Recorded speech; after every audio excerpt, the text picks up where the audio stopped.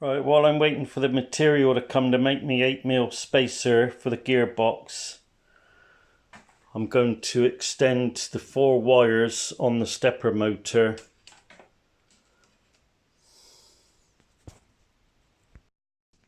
Right, I've extended the wires. I'm going to put a bit of sleeve all the way on them now.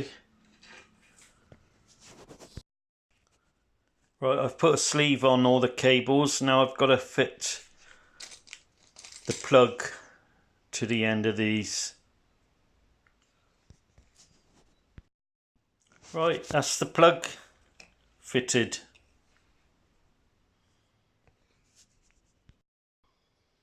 Got my 8mm thick piece of materials here to make my spacer to go between the backing plate and the gearbox. So I'll just get on and make that. Right, I've made my little spacer. Now I'm ready to bolt it all together.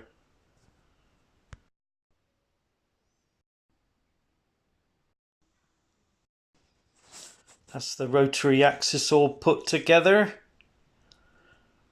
In the next video, I shall get the motor running properly and then we'll do a test spindle with it.